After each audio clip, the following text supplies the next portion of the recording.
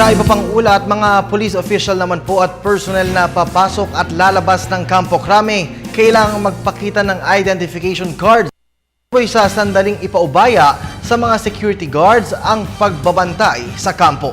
Ang buong ulat mula kay Alvin Baltazar. Ngayon pa lang ay nagbabala na si PNP Chief General Alan Purisima sa mga opisyal at mismong mga pulis na papasok sa Campo Crame na huwag pairalin ang pagiging maangas na mga ito. Ito'y sa sandaling mga gwardya na ang pumusta sa mga entrada at labasan ng Campo Crame. Paalala ni Purisima sa mismong kanyang mga kabaro na may business sa kampo, sundin at magpasakop sa mga regulasyong ipatutupad ng mga sikyo kung ayaw masampula ng kasong administratibo. Pagka hindi sila sumunod, ay meron silang kaso.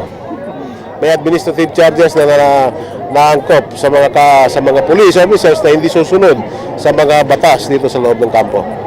Paglilinaw pa ng Chief PNP, walang exemption sa patakarang no ID, no entry sa Campo Crame kahit isang sikyo nagpapatupad nito at ang papasok ay isang mataas na opisyal.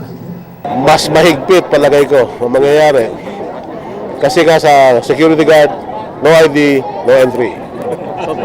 Pagpapauna ng liderato ng pulisya sa kanilang hanay, pati sa mga sibilyang papasok sa Crame, mas magiging maigpit ang seguridad dito kapag pinangasiwaan na 80 hanggang 100 mga security guard ang kukunin ng PNP na ide-deploy sa loob ng Campo Crame na ipepwesto sa mga gate nito at iba pang area ng kampo. Para sa Telebisyon ng Bayan, Alvin Baltazar.